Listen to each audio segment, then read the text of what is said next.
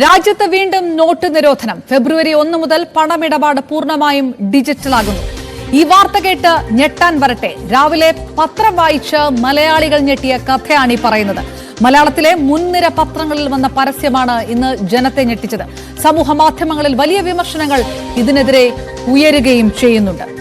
V Arun വിവരങ്ങളുമായിട്ട്. Arun, മുൻനിര പത്രങ്ങളായിട്ടുള്ള മാതൃഭൂമിയും മനോരമയും ഒരുപോലെ അഡിറ്റോറിയൽ എന്ന് വിളിക്കാവുന്നത് വാർത്ത എന്നുള്ള അതേ ഫോർമാറ്റിൽ തന്നെ നൽകിക്കൊണ്ട് ഒരു പക്ഷേ ഇത്തരം കാര്യങ്ങൾ ഇതിനു മുൻപ് ആവർത്തിച്ചിട്ടുണ്ട്. പക്ഷേ ഇത്ര വ്യക്തമായി തെറ്റിദ്ധരിപ്പിക്കുന്ന രീതിയിലേക്ക് കടന്നിട്ടില്ല എന്നുള്ളൊരു വിമർശനങ്ങൾ വന്നുകൊണ്ടിരിക്കുന്നു സമൂഹ മാധ്യമങ്ങളിലെല്ലാം. എന്തെല്ലാം കാര്യങ്ങൾ കൂടിയായിരുന്നു ആ പേജിനകത്ത് ഉൾക്കൊള്ളിച്ചിരുന്നത്? നോട്ട് നിരോധം 2050 എന്നുള്ളൊരു ഡേറ്റ് ലൈൻ കൂടി നൽകിയിട്ട് പോലും അതൊരു പരസ്യത്തിനപ്പുറത്തേക്ക് ഒരു തെറ്റിദ്ധരിപ്പിക്കുന്ന രീതിയിലേക്ക് ഈ കാര്യം പോയത് അത് എത്രത്തോളം പ്ലാൻ ചെയ്തുകൊണ്ടുകൂടിയായിരുന്നു? അപർണ, പത്രങ്ങളുടെ ഒന്നാം പേജിൽ വലിയ പരസ്യങ്ങൾ, ജാക്കറ്റ് പരസ്യങ്ങളൊക്കെ വരുന്നത് സർവ്വസാധാരണമാണത്. പരസ്യം നൽകുന്ന ആളുടെ സാമ്പത്തിക ശേഷിക്കനുസരിച്ച് അത്തരം പരസ്യങ്ങൾ വരുന്നതും സ്വാഭാവികമാണ്. പക്ഷേ അതിനൊക്കെ ഒരു പരസ്യ രൂപമുണ്ടാകും. ഒരുപക്ഷെ ഒരു മാറ്റമാകാം. പരസ്യരൂപമല്ലാതെ വാർത്താരൂപത്തിലും പരസ്യങ്ങൾ നൽകാനുള്ള ഏതോ PR ഏജൻസിയുടെയോ അല്ലെങ്കിൽ ഈ കണ്ടന്റ് ചെയ്യുന്ന ആളുടെയോ ഒക്കെ അതിബുദ്ധിയൊക്കെ ആകാം. പക്ഷേ അക്ഷരാർത്ഥത്തിൽ മലയാളികൾ ഞെട്ടുന്ന തരത്തിലുള്ള വാർത്തകളാണ് ഇതിൽ വന്നത്. അത് ഏറ്റവും പ്രധാനം ഇപ്പോൾ അപർണ വായിച്ചതുപോലെ ഈ നോട്ട് നിരോധനം തന്നെയാണ്. നോട്ട് നിരോധനത്തിന്റെ ഞെട്ടലിൽ ഇപ്പോഴും മുക്തരാകാത്ത എത്രയോ ആയിരങ്ങൾ രാജ്യത്തുണ്ട്. അവരെ ഞെട്ടിക്കുന്ന ഒരു വാർത്ത തന്നെയാണ് നോട്ടേ വിട, ഇനി ഡിജിറ്റൽ കറൻസി, മാറ്റത്തിന്റെ കാറ്റിൽ പറന്ന പേപ്പർ കറൻസി. വളരെ മനോഹരമായ തലക്കെട്ടും വളരെ മനോഹരമായ ഭാഷയും ഒക്കെ ഉപയോഗിച്ചുകൊണ്ടുള്ള ഒരു വാർത്ത അങ്ങനെ പോകുന്നു. തൊട്ട് താഴെ വന്നത്, ഞാൻ ആദ്യം ഇന്ന് ഈ മാതൃഭൂമി പത്രം എടുത്ത് വായിക്കുമ്പോൾ ആദ്യം എൻ്റെ ശ്രദ്ധയിൽപ്പെട്ടത് റോബോ മന്ത്രി അറ്റ് 1. ഞാൻ ആദ്യം വിചാരിച്ചത് വിവരസാങ്കേതിക രംഗത്ത് വലിയ അത്ഭുതം സൃഷ്ടിക്കുമെന്ന് പ്രഖ്യാപിച്ച സർക്കാരാണ്. അത്തരം നീക്കങ്ങൾ നടക്കുന്നു. വ്യവസായ മന്ത്രി ദാവോസിലാണ്, വലിയ കൂടിക്കാഴ്ച നടക്കുന്നു. അങ്ങനെ ഏതെങ്കിലും തരത്തിലുള്ള ഒരു മാറ്റം വരുത്തുകയാണോ സർക്കാർ എന്ന തരത്തിൽ ഞാൻ വായിച്ചു നോക്കുന്നു. അവിടെ മന്ത്രിയുടെ പേര് കണ്ടപ്പോഴാണ്, റവന്യൂ മന്ത്രിയുടെ പേര്, കേരളത്തിലെ ഇത് അഭിമാന മുഹൂർത്തം, റോബോ റവന്യൂ മന്ത്രി CK 50 മന്ത്രിസഭയിൽ 1 വർഷം പൂർത്തിയാകുന്നു എന്നൊക്കെയാണ് ആ വാർത്ത. വായിച്ചു പോകുമ്പോൾ ഒരുപക്ഷെ നമുക്ക് അതിൻ്റെ ഒരു അബദ്ധമോ അല്ലെങ്കിൽ നമ്മളെ കബളിപ്പിക്കുകയാണെന്നൊക്കെ ബോധ്യമോ. പക്ഷേ ആദ്യം കാണുമ്പോൾ ആർക്കും ഞെട്ടലുണ്ടാക്കുന്ന തരത്തിലുള്ള വാർത്താ വിന്യാസമാണ് ഈ ഒന്നാം പേജിൽ ഇന്നത്തെ മലയാളത്തിലെ പ്രധാനപ്പെട്ട പത്രങ്ങളൊക്കെ നടത്തിയിരിക്കുന്നത്. മറ്റിടത്ത് ഗോളാന്തര കിരീടം പങ്കിട്ട് ഭൂമിയും ചൊവ്വയും വലിയ മത്സരം നടന്നു. അതിരില്ലാ ലോകം, തടയില്ലാ ലോകം, അതായത് യുദ്ധമില്ലാത്ത ലോകത്ത് രാജ്യങ്ങൾ അതിർത്തികൾ ചുരുക്കുന്നു. അങ്ങനെ നല്ലതും പ്രതീക്ഷ നൽകുന്നതും പക്ഷേ ഞെട്ടിക്കുന്നതുമായ വാർത്തകളുടെ ഒരു ശേഖരമാണ് മലയാളത്തിലെ മുൻനിര പത്രങ്ങളുടെ ഒന്നാം പേജിൽ ഉണ്ടായിരുന്നത്. തിരികെ എത്താം. മുതിർന്ന മാധ്യമ പ്രവർത്തകൻ ശ്രീ MG രാധാകൃഷ്ണൻ നമുക്കൊപ്പം ചേരുന്നു. MGR പലതരത്തിലുള്ള അഡിറ്റോറിയൽ വരാറുണ്ട്. ആദ്യത്തെ 1ഉം 2ഉം പേജും പൂർണ്ണമായി ഉൾക്കൊള്ളിച്ചുകൊണ്ട് അത് പരസ്യമാണ് എന്നുള്ള വ്യക്തമായിട്ടുള്ള ഒരു ബോധ്യം കൂടി നൽകിക്കൊണ്ടായിരിക്കും. പക്ഷേ പരസ്യ രീതികൾ മാറുമ്പോൾ ഈ തരത്തിൽ കൃത്യമായ രീതിയിൽ ഡേറ്റ് ലൈൻ കൊടുത്തിട്ടുണ്ടെങ്കിൽ പോലും പരിപൂർണമായിട്ട് ഇത് വായനക്കാരുടെ ബുദ്ധിയെയും ബോധത്തെയും ഒക്കെ ചോദ്യം ചെയ്യുന്ന ഒരു ഘട്ടത്തിലേക്ക് കടക്കുകയാണെന്ന് കരുതുന്നുണ്ടോ? തീർച്ചയായിട്ടും ഇത് നമ്മുടെ കാലത്തെ മാധ്യമ പ്രവർത്തനം നെല്ലിപ്പലയ്ക്കും താഴെ പോയി കഴിഞ്ഞിരിക്കുന്നു എന്നുള്ളതിന്റെ വളരെ ഞെട്ടിപ്പിക്കുന്നതും നിർഭാഗ്യകരവും ആയിട്ടുള്ള തെളിവാണ്. ഇനി ഇതിൽ കൂടുതൽ ഇനി എന്താണ് സംഭവിക്കാനുള്ളതെന്ന് മാത്രമേ ഇനി നോക്കേണ്ടതുള്ളൂ. മാധ്യമ പ്രവർത്തനം കച്ചവടത്തിന് വേണ്ടിയിട്ട് പ്രവർത്തിക്കുന്നതൊക്കെ കുറെ കാലമായി തുടങ്ങിയെങ്കിലും ഇത്രയധികം സ്വയം വിൽപ്പനയ്ക്ക് വെച്ചിരിക്കുന്ന അങ്ങേയറ്റത്തെ വളരെ ജുഗുപ്സാപമായ ഒരു അവസ്ഥയിലേക്ക് കാര്യങ്ങൾ എത്തിച്ചേർന്നത് കഷ്ടമാണ്. പിന്നെ ഈ കാലത്തിന്റെ സവിശേഷതയാവാം. പക്ഷെ ഇതുവരെ പറഞ്ഞ പോലെ നേരത്തെ പറഞ്ഞ പോലെ 1 പേജും 2 പേജും ഒക്കെ പരസ്യം പോലെ കൊടുത്തിരുന്നെങ്കിൽ ഇത് വാർത്തയായിട്ട് തന്നെ ഈ വ്യാജ വാർത്തയോ പെയ്ഡ് ന്യൂസ്, ഇതാണ് യഥാർത്ഥത്തിലുള്ള പെയ്ഡ് ന്യൂസ് എന്ന് വിളിക്കുന്നത്. പൂർണ്ണമായിട്ടും പെയ്ഡ് ന്യൂസ്, അതായത് വായനക്കാരനെയും സമൂഹത്തെയും ജനാധിപത്യത്തെയും ഒക്കെ നോക്കി കളിയാക്കുന്ന ഒരവസ്ഥ. ഇത് ഒരു കാലത്തിന്റെ സവിശേഷതയാവാം, കച്ചവടത്തിന്റെ അനിവാര്യമായിട്ടുള്ള ഘട്ടമാണെന്നൊക്കെ ന്യായീകരിക്കാം. പക്ഷേ മാധ്യമ പ്രവർത്തനം അതിന്റെ ഏറ്റവും താഴത്തെ പടിയും കഴിഞ്ഞ് പാതാളത്തിലേക്ക് പോയിരിക്കുന്നു എന്നുള്ളതിന്റെ കൃത്യമായ തെളിവാണിത്. മിക്കവാറും എല്ലാ പത്രങ്ങളും ചെയ്തിട്ടുണ്ട്. ഒരു ദേശാഭിമാനി പത്രത്തിനെ പറ്റി ആരോ പറഞ്ഞു, അത് ഞാൻ കണ്ടില്ല, അതിങ്ങനെ കൊടുത്തിട്ടില്ല എന്ന് പറയുന്നു. ബാക്കി എല്ലാ പത്രങ്ങളും കൊടുത്തിരിക്കുന്നു. എല്ലാവരും കൂട്ടായിട്ട് സ്വയം നമ്മൾ ആത്മഹത്യ ചെയ്ത മട്ടാണ്. MGR, പക്ഷേ ഇതിപ്പോൾ ഏറ്റവും അവസാനമായിരിക്കും ഈ ഒരു കാറ്റഗറിയിലേക്ക് പ്രിന്റ് മീഡിയ കടക്കുന്നത്. വളരെ പ്രധാനപ്പെട്ട ചിലപ്പോൾ ഒരു മാർക്കറ്റിംഗ് പ്രൊഫൈൽ സ്റ്റോറികളൊക്കെ അതൊരു തെറ്റിദ്ധരിപ്പിക്കുന്ന ഒരു പ്രോഗ്രാം എന്ന രീതിയിൽ TV മാധ്യമങ്ങളും ഓൺലൈൻ മാധ്യമങ്ങളിലൊക്കെ അത് വളരെ സജീവമാണ്. അങ്ങനെ പരസ്യം കൊണ്ടും മാത്രമാണ് നിലനിൽക്കാൻ കഴിയുന്നത് എന്നൊരു സാഹചര്യത്തിലേക്ക് എത്തുമ്പോൾ അത്തരത്തിലുള്ള ഒരു ഫോർമാറ്റ് സ്വീകരിക്കുന്നത് സ്വാഭാവികമാണ്. അതിൻ്റെ ഏറ്റവും ഒടുവിലെ തലത്തിലേക്ക് പത്രം കടക്കുമ്പോൾ പത്ര മാധ്യമങ്ങൾക്ക് മാത്രമാണോ ഈ ധാർമ്മികത പുലർത്തേണ്ട ഉത്തരവാദിത്വം എന്നൊരു ചോദ്യം ഉയരാനുള്ളൊരു സാധ്യതയില്ലേ? ഈ ലെവലിലേക്ക് വരെ ആരെങ്കിലും പോയിട്ടുണ്ടോ എന്നുള്ളതിനെ പറ്റി എനിക്ക് സംശയമുണ്ട്. പിന്നെ ടെലിവിഷനും സോഷ്യൽ മീഡിയയും ഒക്കെ വാസ്തവത്തിൽ ഇനിയിപ്പോ എത്ര ദിവസം വേണം അങ്ങ് അവിടേക്ക് എത്താൻ എന്നുള്ളത് മാത്രമേ നോക്കാനുള്ളൂ. പക്ഷെ ഈ പത്രങ്ങൾ ഈ അവസ്ഥയിലേക്ക് പോയി കഴിഞ്ഞത് അതിന്റെ അവസ്ഥ ഏറ്റവും അൾട്ടിമേറ്റ് ആയിട്ടുള്ള ദുരന്തമായിട്ടാണ് എനിക്ക് തോന്നുന്നത്. ഈ ലെവലിലേക്ക് മറ്റാരെങ്കിലും പോയിട്ടുണ്ടോ എന്നുള്ളതിനെ പറ്റി എനിക്ക് സംശയമുണ്ട്. ഈ നമ്മൾ ഈ പത്രപ്രവർത്തന ചരിത്രത്തിൽ ഒരുപക്ഷെ 18-ാം നൂറ്റാണ്ടിലും 19-ാം നൂറ്റാണ്ടിലും 20-ാം നൂറ്റാണ്ടിൽ പോലും ആദ്യകാലത്ത് ഈ 1-ാം പേജ് മുഴുവൻ പരസ്യമായിരുന്നു. പിന്നീടാണ് വാർത്തകൾ വന്നിരിക്കുന്നത്. പിന്നെ അതിനുശേഷമാണ് വാർത്തകൾ പിന്നെ 1-ാം പേജിലേക്ക് വന്നിരിക്കുന്നത്. പക്ഷെ അന്നും പരസ്യം എന്നുള്ളത് പരസ്യമായിട്ട് തന്നെയായിരുന്നു കൊടുത്തിരുന്നത്. അത്രയെങ്കിലും ഒരു മിനിമം സത്യസന്ധതയോ മറ്റും പുലർത്തിയിരുന്നതാണ്. ഇന്ന് അതല്ല. ഇന്ന് തെറ്റിദ്ധരിപ്പിക്കാനും തട്ടിപ്പ് നടത്താനും പണം വാങ്ങി വാർത്തയാണെന്ന മട്ടിൽ മനുഷ്യനെ തെറ്റിദ്ധരിപ്പിക്കാനും വേണ്ടി ശ്രമിക്കുന്ന അങ്ങേയറ്റത്തെ, അതായത് പറഞ്ഞു ഇതുവരെ ഇല്ലാത്ത, നമ്മൾ ഇതുവരെ മാധ്യമ ചരിത്രത്തിൽ മുഴുവൻ 1500 വർഷത്തെ ചരിത്രത്തിൽ ഓരോ ഘട്ടവും കച്ചവടമായിട്ടും വിപണിയായിട്ടും മത്സരത്തിനോടുമുള്ള ഒത്തുതീർപ്പുകളുടെ ഒരു നീണ്ട പ്രക്രിയയുണ്ട്. പ്രത്യേകിച്ച് വ്യവസായ വിപ്ലവത്തിന് ശേഷം മൂലധനവും വിപണിയും പ്രധാനപ്പെട്ട ഭാഗമായി കഴിഞ്ഞു. പക്ഷേ അതിന്റെ എല്ലാ അതിരുകളും ലംഘിച്ചിരിക്കുന്നു എന്നുള്ളതാണ്. അപ്പോൾ ഇതിലപ്പുറം ഇനി പോകാനില്ലാത്ത മട്ടിലേക്ക് കാര്യങ്ങൾ പോകുന്നു. ഒന്നാകെ മാത്രം അത് പെയ്ഡായിട്ടുള്ള വാർത്തയായിട്ട് നൽകുന്നതിന്റെ സറഗേറ്റ് പരസ്യങ്ങൾ എന്നൊക്കെ പറഞ്ഞു. ഇത് സറഗേറ്റ് ഒന്നുമല്ല. ഞാൻ പറഞ്ഞ എല്ലാ മറവുകളും മാറ്റുന്നു. ഒരു ബിഗ് ലീഫിന്റെ മറ പോലും ഇല്ലെന്ന് പറഞ്ഞില്ലേ, ഒരു ചെറിയ നാണം മറയ്ക്കാൻ ഒരു ഇല പോലും ഇല്ലാത്ത രീതിയിലേക്ക് സ്വയം കച്ചവടത്തിലേക്കും ആത്മഹത്യയിലേക്ക് ഇത് ഉണ്ടാവുന്ന അപകടം, ഇത് ജനാധിപത്യത്തിനും മാധ്യമങ്ങൾക്കുമാണ് അപകടം എന്ന് മനസ്സിലായാൽ കൊള്ളാം. കാരണം ഇത് മാധ്യമങ്ങളുടെ വിശ്വാസ്യതയാണ് പൂർണ്ണമായും തകർത്ത് കളയുന്നത്. മാധ്യമങ്ങൾ എങ്ങനെയാണ് അല്ലെങ്കിൽ തന്നെ പലതരത്തിലുള്ള ആക്രമണങ്ങളുടെ വിമർശനങ്ങളുടെ നടുവിലാണ്. അപ്പോൾ അവരുടെ എല്ലാ വിശ്വാസ്യതയുടെയും അവസാനത്തെ ആ ചെറിയ ഒരു നാണം മറയ്ക്കാനുള്ള ഒരു ചെറിയ വില പോലും ഇല്ലാത്ത രീതിയിലേക്ക് കാര്യങ്ങൾ എത്തിയതോടുകൂടി ഇനി മാധ്യമങ്ങൾക്ക് സ്വാതന്ത്ര്യത്തിനെ കുറിച്ചോ ആവിഷ്കാര സ്വാതന്ത്ര്യത്തെക്കുറിച്ചോ ജനാധിപത്യത്തെക്കുറിച്ചോ മാധ്യമ സ്വാതന്ത്ര്യത്തെക്കുറിച്ചൊക്കെ പറയാനുള്ള അവകാശത്തിന് നേരെയാണ് ഇത് കടന്നു കയറിയിരിക്കുന്നത്. MJR, ഇത് അപ്പോഴും ഇതിനകത്തൊരു സെൽഫ് ധാർമ്മികതയുടെ ഉത്തരവാദിത്തം കാണിക്കുക എന്നതിനപ്പുറത്തേക്ക് ഒരു ഗൈഡ് ലൈൻസ് കൊണ്ടുവരാൻ കഴിയുമോ? ഒരു മൊബൈൽ ഫോൺ ഉണ്ടെങ്കിൽ ആർക്കും വാർത്ത കൊടുക്കാം. അതിന്റെ വിശ്വാസ്യത പരിശോധിക്കാൻ യാതൊരു വിധ ക്രൈറ്റീരിയയും ഇല്ലാത്തൊരു സാഹചര്യമാണ്. ഇതിൽ അങ്ങനെ ഏതെങ്കിലും ഗൈഡ് ലൈൻസ് ഇതിനകത്ത് കൊണ്ടുവരാൻ കഴിയുമോ? ഇതൊരു വലിയ ഒരു സ്ലിപ്പറി ആയിട്ടുള്ള ഒരു മേഖലയാണ്. ആരാണ് ഗൈഡ് ലൈൻ കൊണ്ടുവരിക? ആർക്കാണ് അതിനുള്ള അവകാശം?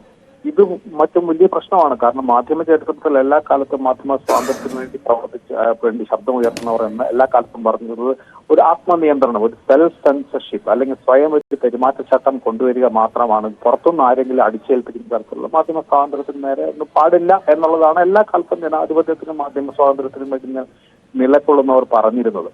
അപ്പൊ അത് ശരിയുമാണ്. കാരണം പുറത്തുനിന്ന് ഒരു കോടതിയോ അല്ലെങ്കിൽ പോലീസോ അല്ലെങ്കിൽ രാഷ്ട്രീയ പാർട്ടികളോ ഗവൺമെന്റോ ഒന്നും അല്ലെങ്കിൽ കോർപ്പറേറ്റ് ഓണർഷിപ്പോ ഒന്നും ചെയ്യാൻ പാടില്ലാത്ത കാര്യമാണ്. അവർ സ്വയം, ഞാൻ പറഞ്ഞത് അതുകൊണ്ടാണ് മാധ്യമങ്ങൾക്ക് സ്വാതന്ത്ര്യം നൽകുന്നത് വെച്ചാൽ മാധ്യമങ്ങൾ തന്നെ സ്വയം സ്വീകരിച്ചിരിക്കുന്ന ഒരു ആത്മനിയന്ത്രണത്തിന്റെയും ഒരു പെരുമാറ്റച്ചട്ടത്തിന്റെയും ഭാഗമായിട്ടാണ്.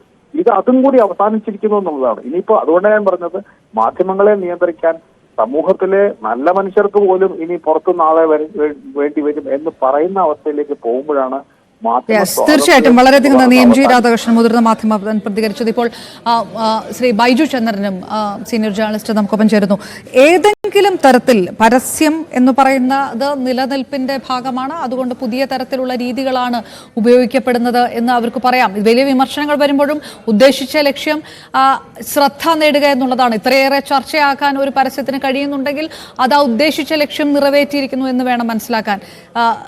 പക്ഷേ ഈ പ്രവണത ഏത് തരത്തിലായിരിക്കും മാധ്യമ പ്രവർത്തനത്തെ ഇല്ലാതാക്കുക എന്ന് താങ്കൾ കരുതുന്നു? ഈ പ്രവണത എന്ന് പറയുമ്പോൾ നമുക്ക് ഈ പ്രവണത ഇന്ന് തുടങ്ങിയ കാര്യമൊന്നും അല്ലല്ലോ. ഇപ്പം പരസ്യത്തിന് അല്ലെങ്കിൽ കമേഴ്ഷ്യൽ താല്പര്യങ്ങൾക്ക്, വാണിജ്യ താല്പര്യങ്ങൾക്ക് പരസ്യ വാർത്തയെക്കാളും പ്രാധാന്യം വരികയും മൂല്യം വരികയും ചെയ്യാൻ തുടങ്ങിയിട്ട് കുറെ അധികം നാളായി.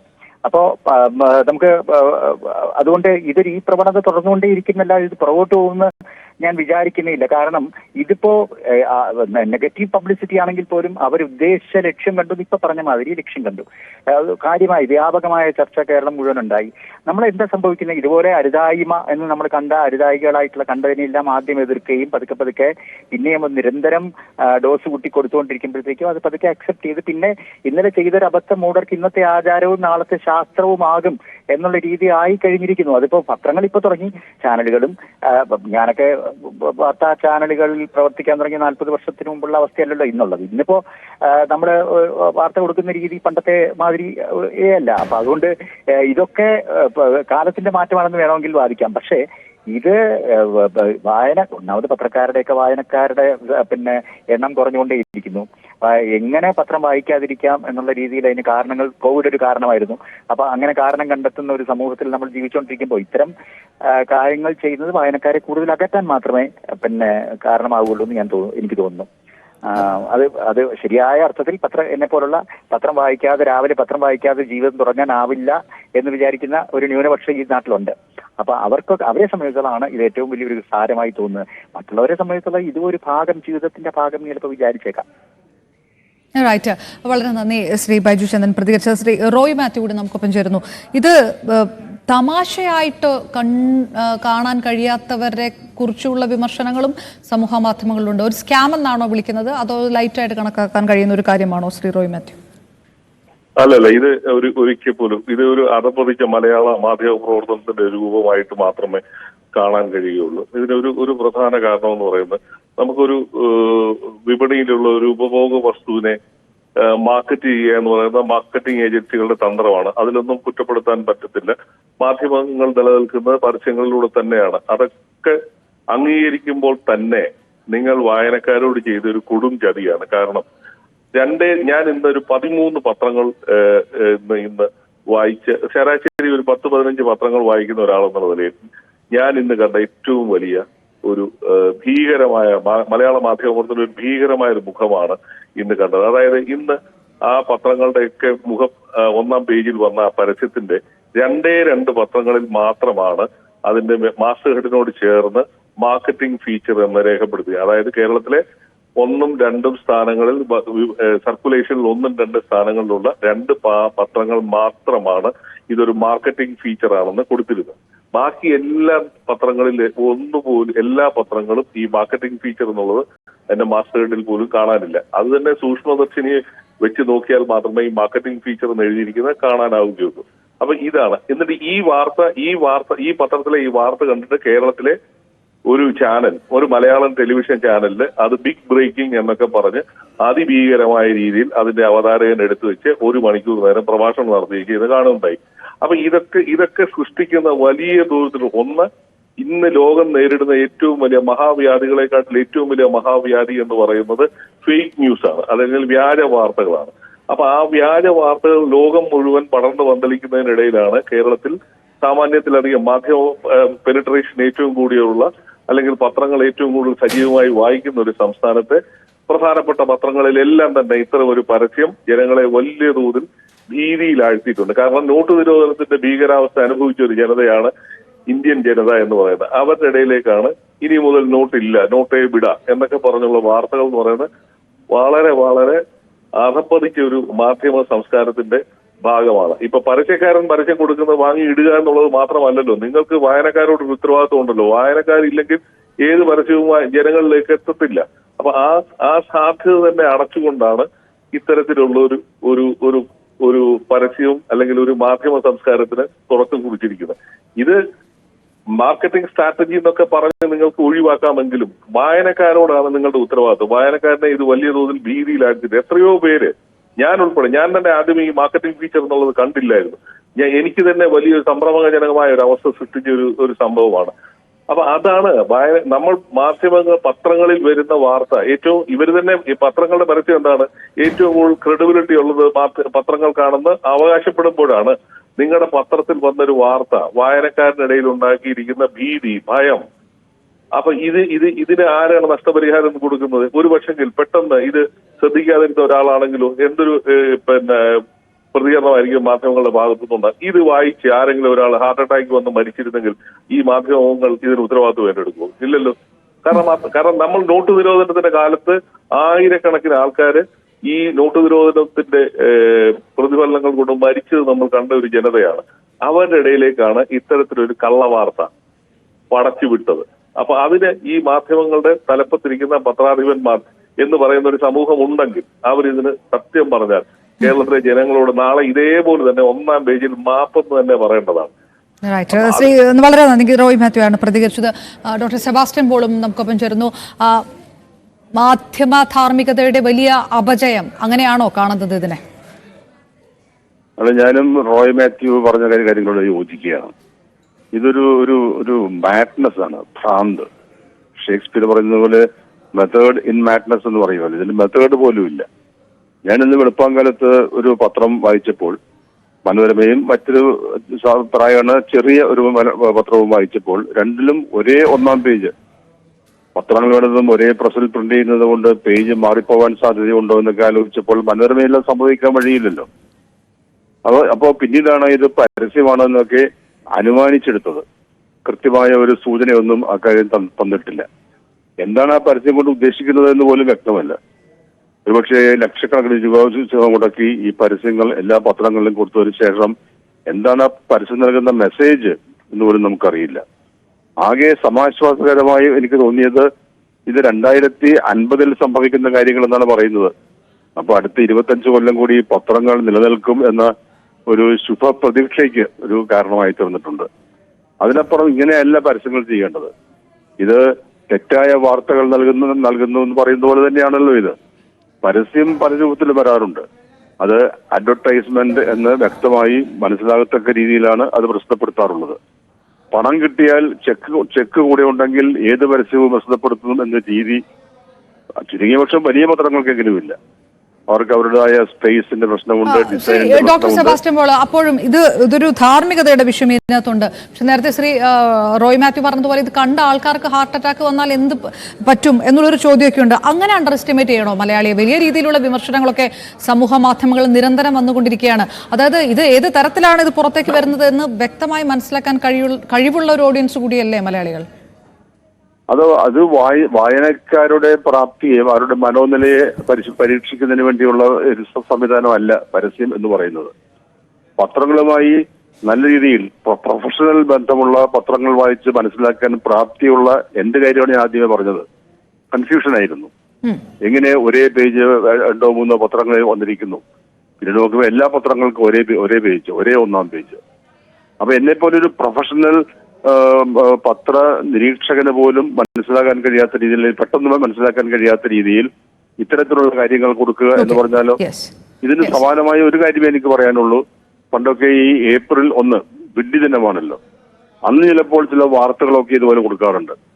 അത് കുറച്ച് കഴിയുമ്പോൾ April 1 എന്ന് നമുക്ക് മനസ്സിലാകുകയും ചെയ്യും. ഗുരുതരമായ പ്രത്യാഘാതം ഉണ്ടാകുമോ ഇല്ലയോ എന്നുള്ളതല്ല, ഇത്തരത്തിലുള്ള അസംബന്ധം, അതല്ലല്ലോ പരസ്യം എന്നുള്ളത്. തീർച്ചയായിട്ടും ഡോക്ടർ സെബാസ്റ്റ്യൻ പോൾ, അസംബന്ധം എന്നുള്ളൊരു വാക്കല്ലാതെ ഇതിൽ മറ്റൊന്നും പറയാൻ കഴിയുകയില്ല എന്ന് അദ്ദേഹം വിലയിരുത്തുന്നു.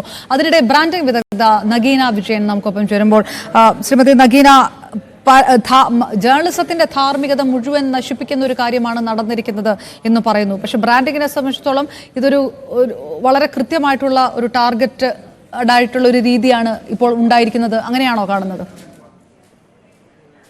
ഞാൻ ആക്ച്വലി ഒരു journalism, Asian college of journalism പൂർത്തിയാക്കിയ ഒരാളാണ്. ഇപ്പൊ ഞാനൊരു ബ്രാൻഡിംഗ് കമ്പനി നടത്തുകയാണ്. അപ്പൊ ആ നിലയിൽ ഇന്ന് രാവിലെ മാതൃഭൂമി പത്രം, സാധാരണ ഇപ്പൊ അറിയാലോ, ഇപ്പൊ പത്രം വായിക്കുന്നവര് വളരെ കുറവാണ്. അതിനേക്കാളും കുറവാണ് പത്രം വാങ്ങുന്നവര്.